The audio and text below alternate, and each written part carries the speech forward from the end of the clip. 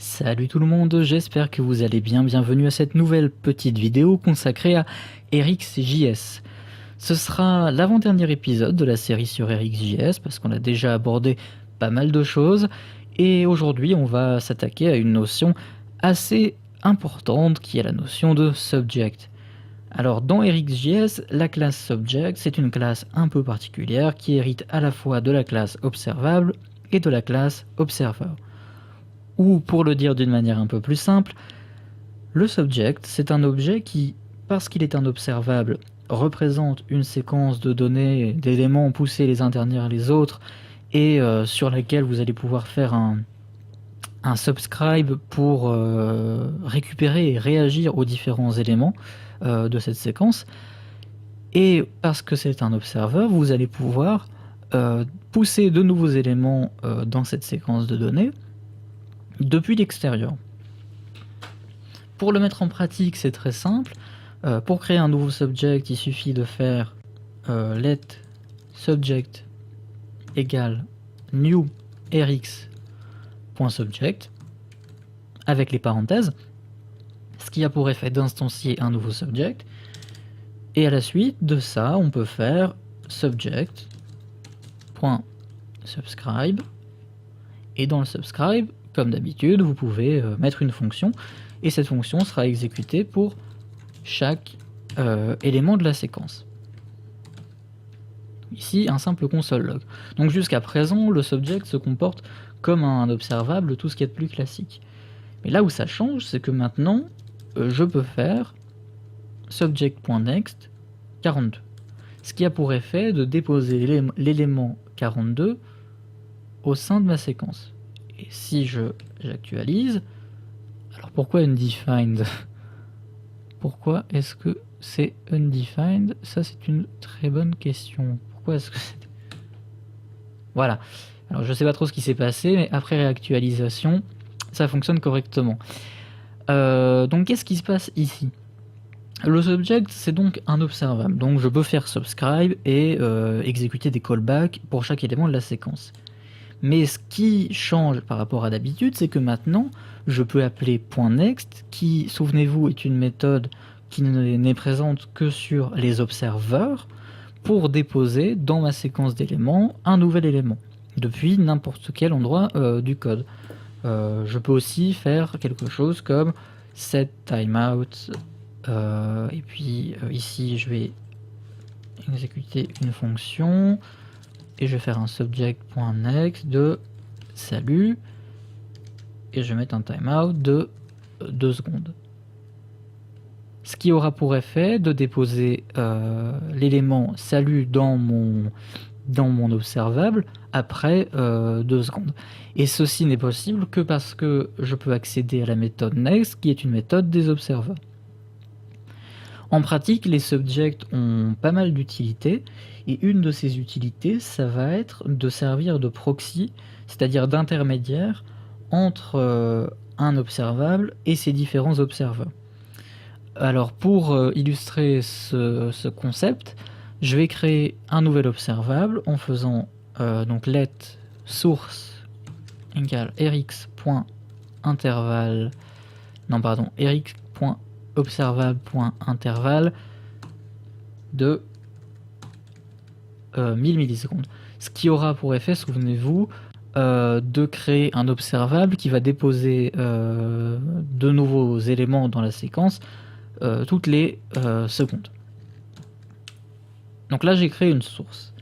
Je vais ensuite créer un observable, un subject, en faisant rx égale new rx.subject.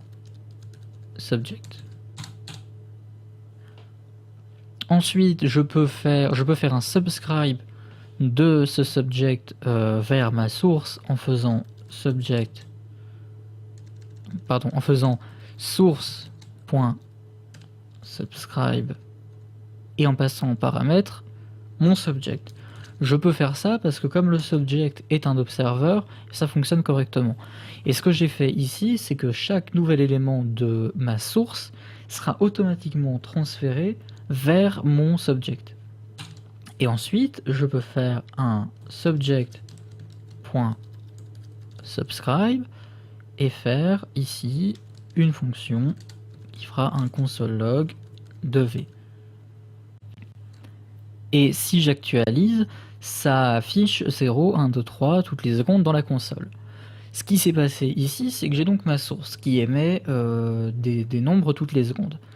Et plutôt que de faire un subscribe directement sur cette source et d'afficher ça dans la console, je fais un subscribe sur mon subject qui lui-même fait un subscribe sur ma source. Et c'est ça en fait que je vous expliquais quand je vous disais que le subject peut servir d'intermédiaire entre un observeur et un observable, une source de données. L'intérêt de faire ça, bon ici il est pas flagrant parce que j'aurais pu faire un subscribe directement sur ma source de données. Mais par exemple, sur des sources plus complexes, ça peut trouver son intérêt. Par exemple, si je fais une deuxième source, donc je vais renommer, je vais rechanger ce code, je vais faire source A. Donc je vais garder un intervalle, je vais mettre... Non, je vais garder cet intervalle de 1000 millisecondes. Et puis ici, je vais faire un map. Et le map, pour chaque valeur de la source A, il va renvoyer A 2 points plus V. Voilà. Et je fais pareil avec... Donc je vais dupliquer ce code ici pour... En fait, hop, donc j'ai dupliqué ce code ici pour créer une deuxième source que je vais appeler source B avec un intervalle légèrement différent, peut-être 2 secondes au lieu d'une, et ici je vais faire source B. Et ensuite, je veux un subject qui contienne toutes les valeurs de A et toutes les valeurs de B. Pour cela, je peux faire un source A point merge source B point subscribe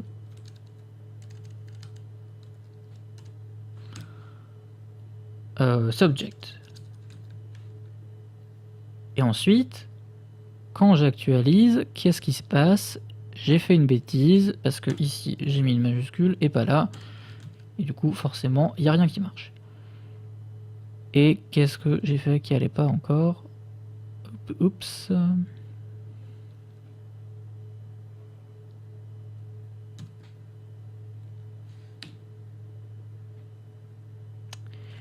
Et donc là, quand j'actualise, j'ai bien toutes les valeurs de A qui sont déposées toutes les secondes, plus toutes les valeurs de B toutes les 2 secondes. Et j'ai créé une source qui concatène les deux, enfin qui fusionne ces deux sources A et B, et je subscribe à cette source au travers de mon subject.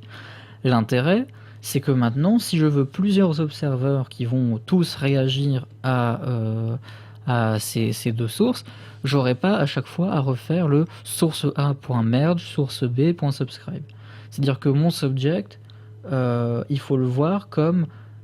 L'intérêt de cet intermédiaire, c'est que vous allez pouvoir combiner entre elles des sources plus complexes et vous servir du subject comme une interface plus simple pour que ensuite, au moment de définir vos observeurs, vous n'ayez qu'à faire votre subject.subscribe.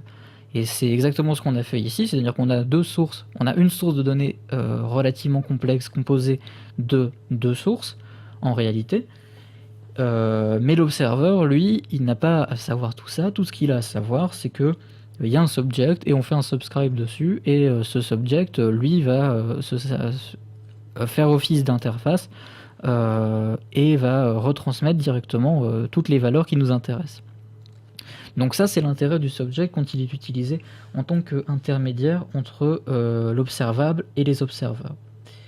Ensuite, il y a d'autres notions qu'on va aborder. Ce sont en fait les variantes de la classe subject. Il existe deux variantes à cette classe subject que sont le behavior subject et le replay subject. Mais avant de vous expliquer ces deux variantes, je vais être obligé de vous expliquer une notion importante dans RxJS qui est la distinction entre les observables chauds et les observables froids. Ce que je ne vous ai pas dit en fait depuis le début de cette formation, c'est qu'il existe en réalité deux types d'observables. Les observables chauds et les observables froids. La différence, c'est que elle se situe en fait dans la relation qu'entretient l'observable avec le producteur des données. Ce que j'appelle le producteur, c'est la source originelle de vos données. Ça peut être par exemple un appel AJAX. C'est ce qu'on avait fait dans le premier épisode, je crois, quand on avait implémenté un système de recherche. Les données au départ, elles venaient d'une API et elles étaient récupérées au travers d'un appel AJAX. Ça peut être une connexion à des WebSockets. Ça peut être des événements dans le DOM. Ça peut être tout un tas de choses. Il y a toujours une source de données en fait originale. Et ensuite, vous allez construire un observable autour de cette source de données pour implémenter toutes les fonctions réactives qu'on connaît, le subscribe, le map, etc. Un observable froid, c'est un observable pour lequel la source de données originelle est recréée à chaque souscription. Et donc recommence depuis le début à chaque souscription. Tandis que un observable chaud, c'est un observable qui émet des données en continu, indépendamment du fait qu'il y ait des subscribers ou non. Pour illustrer cette différence, j'ai trouvé une comparaison assez intéressante et puis assez facile à comprendre, qui n'est pas de moi, donc je ne saurais pas vous dire exactement d'où elle vient. Je l'ai trouvée peut-être bien dans la doc officielle d'ailleurs de XJS, et c'est la suivante. En fait, un observable froid, c'est comme un fichier, un film que vous auriez sous la forme d'un fichier sur votre ordinateur. Imaginez qu'il y ait deux personnes qui veulent regarder ce film. Bien, elles ont chacune un ordinateur avec le même film, et puis elles vont commencer à regarder le film avec 10 minutes de décalage. Il y en a un qui commence à regarder le film, et puis 10 minutes après, il y en a un autre qui met le film en route. Bien, ces deux personnes vont regarder le même film avec 10 minutes de décalage, mais aucune des deux ne va manquer le début du film. Tandis qu'un observable chaud, ce serait comme un film qui passerait à la télévision. Si vous arrivez 10 minutes après le début du film ou 10 minutes après le début de l'émission, vous avez raté le début. C'est-à-dire que la télévision, elle émet son flux vidéo en continu, indépendamment du fait que vous soyez en train de la regarder ou non. Pour mettre cette différence en pratique, je vais créer un observable froid ici, que je vais appeler, je vais utiliser let plutôt, que je vais appeler cold, qui sera un rx.observable.intervalle, qui va émettre des valeurs toutes les secondes. Et il y aura deux subscribers. Je vais créer des variables qui contiendront les différentes souscriptions pour pouvoir les annuler ensuite. Et je vais faire un let sub 1 égale cold.subscribe value, et ça fera un console.log. Je vais appeler le premier subscriber A. Donc là, j'ai créé ma première souscription. Donc, c'est censé fonctionner. Ah oui, bien sûr, il ne faut pas que je fasse ça. Il faut que je fasse... Voilà, donc là, ça fonctionne. Et un peu plus tard, donc avec quelques secondes de décalage, je vais introduire une nouvelle souscription. Donc pour ça, je fais un set timeout de à peu près de 3 secondes, voilà, ce sera suffisant. Et puis je vais faire sub2 égale cold.subscribe. Et ici, on fera un console.log de B plus V. Voilà. Et ensuite, une fois que j'ai fait ça, je fais sub 1, pardon, je vais faire encore un set timeout, sinon ça va pas marcher. Je fais un sub 1.unsubscribe. Alors, ici, je vais mettre un set timeout de 6 secondes pour que ce soit... Voilà, point unsubscribe. Unsubscribe. Et sub2.unsubscribe. Voilà. Voilà ce qui se passe. Donc A commence à observer le flux. Il reçoit 0, 1, 2, 3. Et 3 secondes plus tard, B commence à observer le flux. Et il reçoit lui aussi 0, 1, 2, 3. C'est-à-dire que cet intervalle est recréé à chaque souscription. B n'a pas commencé à... Et alors pourquoi est-ce que ça marche pas? Pourquoi est-ce que mon unsubscribe ne fonctionne pas? Ça par contre c'est assez étrange. Bon, c'est pas grave. C'est pas grave. Donc, ce qui se passe ici, on pourrait s'attendre à ce que B commence à la valeur 3, puisque A on est à la valeur 3. Mais en fait, ils observent tous les deux des flux différents qui ont été créés au moment de la souscription. Donc A a son propre flux qui commence à 0, et B a son propre flux qui commence à 0, mais avec 3 secondes de décalage. Voilà, donc ça c'était pour l'observable froid.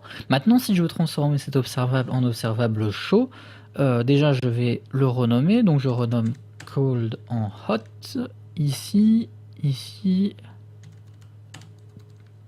et ici. Évidemment, à le renommer, ça suffit pas. Je vais utiliser un opérateur d'RxJS qui est l'opérateur publish. Et publish, ça permet de transformer ces observables froids en observables chauds. Alors, cold is not defined. Pourquoi? Où est-ce que j'ai oublié de le renommer? Bon, peut-être qu'en réactualisant, ça ira mieux. Et une fois que j'ai fait ce publish, il faut aussi que je fasse un hot.connect. Donc c'est deux étapes distinctes. Le publish permet de dire à RxJS transforme-moi cet observable froid en un observable chaud, et le connect permet de démarrer la transmission. Et voilà ce qu'on observe. Le résultat est très différent de celui de tout à l'heure. D'ailleurs, on observe que cette fois le unsubscribe a marché, je ne sais pas trop pourquoi.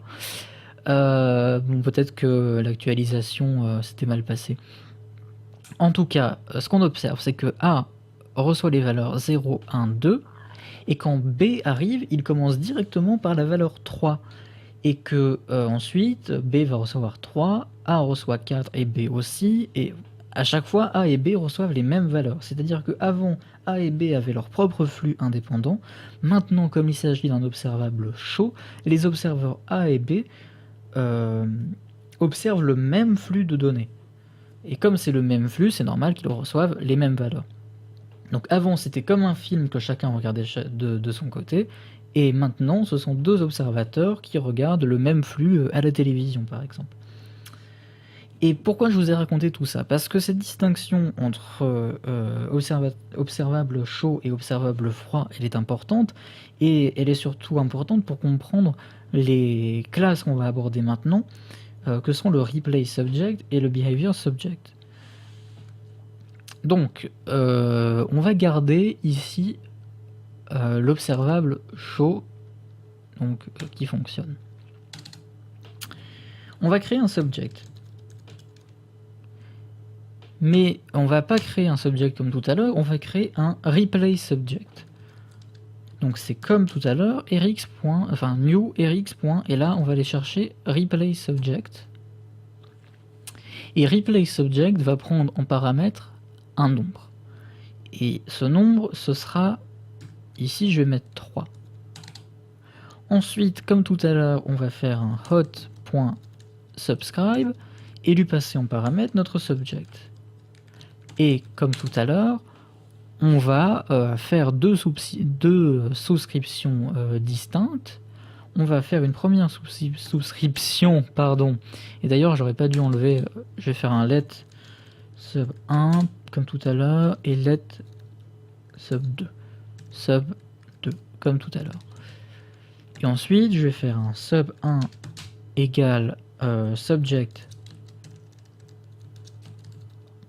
.subscribe et je vais lui passer en paramètre une fonction qui fera un console.log. En fait, j'aurais pas dû enlever tout ce code de A à 2 points. C'est pas grave, ça va prendre très longtemps. Voilà. Ensuite, je vais copier-coller ce code. Je vais le mettre dans un set timeout. Dans le set timeout, je vais faire une fonction. Voilà. Je colle ce petit bout de code ici pour créer ma deuxième souscription. Ce sera sub 2. En n'oubliant pas de spécifier un paramètre. Ici, je vais mettre 2 secondes et demie.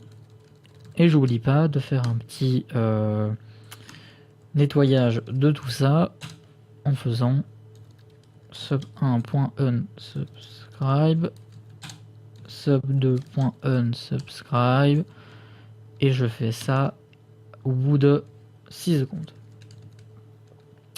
Bien. Maintenant, si j'actualise, ça fonctionne correctement. Et il ne faut pas que j'oublie de remplacer A par B ici pour qu'on y voit un peu plus clair. Donc A reçoit le flux, et ensuite B reçoit le flux.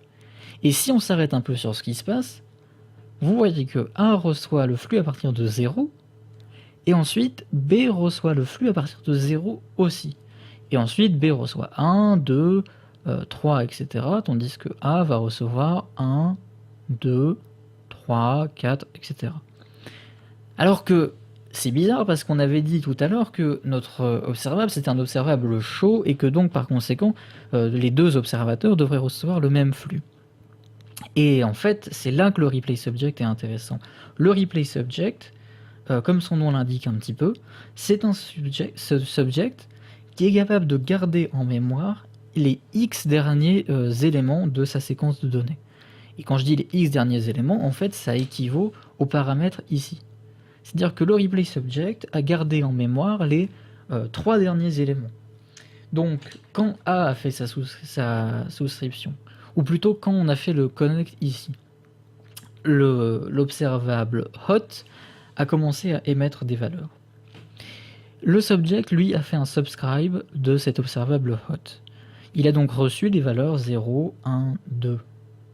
Et ces valeurs 0, 1, 2, qui sont les 3 premières valeurs de l'observable, le replay subject les a gardées en mémoire. Et comme il les a gardées en mémoire, au moment où B fait sa souscription au bout de 2 secondes et demie, j'ai mis 2 secondes et demie et pas 3 secondes pour être sûr que ça fonctionne bien. Je pense que ça doit fonctionner au bout de 3 secondes, mais des fois, peut-être un décalage d'une milliseconde peut faire que... mais peu importe. Au moment où B commence sa souscription, il va recevoir d'abord tous les éléments que le replay subject a gardé en mémoire. Et c'est pour ça ici qu'en fait on a 2 valeurs de B à la suite. Parce que le replay subject, il va pas conserver les intervalles. Le replay subject, il va émettre d'un seul coup tous les éléments qu'il a gardés en mémoire et ensuite reprendre le flux normalement. Et c'est ce replay subject qui permet à B, même s'il a commencé sa souscription 3 secondes après A, de rattraper son retard sur A. Donc le replay subject, il garde en mémoire les n derniers éléments de la séquence. Et ensuite, on a une autre variante qui est le behavior subject. Et lui, le behavior subject, hop, il va garder en mémoire un seul élément. C'est un peu comme un replay subject, mais qui aurait une taille de 1. Et vous voyez ici qu'il affiche A undefined, parce que l'autre particularité du behavior subject, c'est qu'il va émettre dans un premier temps une première valeur, une valeur par défaut. Si je passe ici une variable, je vais l'appeler, je vais mettre une chaîne de caractères qui contient début. Mon replay subject va d'abord émettre début, et ensuite il va émettre 0, 2, 3, et ainsi de suite. Et au moment où B arrive, il reçoit, au lieu de recevoir... Alors attendez.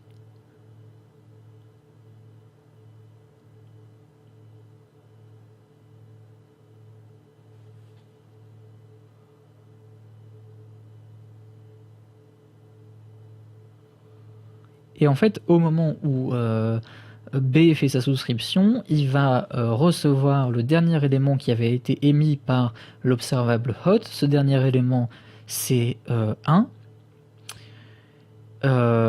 Et par la suite, il va recevoir toutes les différentes valeurs émises par l'observable hot. Et c'est donc ce comportement un peu particulier du behavior subject qui permet ici à A et à B d'être parfaitement synchronisés. Donc vous voyez que A reçoit A, 1, B reçoit A reçoit 2, B reçoit 2, A reçoit 3, B reçoit 3, et ainsi de suite. Alors qu'ils avaient un décalage de 3 secondes, enfin de 2 secondes et demie au moment de leur souscription. Donc l'intérêt du replay subject et du behavior subject, c'est de transformer un observable chaud en un observable froid, d'une certaine manière. C'est pas exactement un observable froid, mais ça se comporte comme tel. C'est-à-dire que si vous avez une source de données, on n'a pas toujours la possibilité de créer des observables froids. Si votre source de données, c'est une connexion à des WebSockets, par exemple, bon bah, c'est par nature un observable chaud, parce que vous n'êtes pas maître des données qui sont émises. Donc il se peut très bien que des données soient émises avant la souscription de vos différents observers. Et bien avec un replay subject, les observers qui se connectent après l'émission des premières données vont pouvoir, entre guillemets, rattraper leur retard, parce que le replay subject va garder en mémoire tous les éléments et les émettre à tous les observeurs qui se connectent, même quand ceux-ci se connectent avec du retard. Pour filer la métaphore de la télévision, c'est un peu comme un espèce de contrôle du direct. C'est-à-dire que le replay subject va emmagasiner, garder en mémoire tous les éléments émis, et puis au moment où un observeur va dire va se connecter, enfin va faire sa souscription, le replay subject va émettre toutes les valeurs qu'il a gardées en mémoire avant de reprendre l'émission normale des données, le direct en quelque sorte. Donc voilà, maintenant vous savez à peu près tout ce qu'il y a à savoir sur les subjects, les replay subjects et les behavior subjects dans RxJS. Ici l'approche était assez théorique, c'est assez difficile de mettre en pratique et de voir vraiment dans quel cas vraiment concret est-ce que ça peut être utile, mais j'espère en tout cas que ça vous donne une petite idée des différents problèmes que vous allez pouvoir résoudre avec ces différentes classes. J'espère dans tous les cas que cette vidéo vous a plu. Si c'est le cas, vous pouvez mettre un pouce bleu, vous abonner à la chaîne, laisser un petit commentaire pour dire ce qui pourrait être amélioré pour la prochaine fois. Et d'ici à la prochaine vidéo, prenez soin de vous et à bientôt.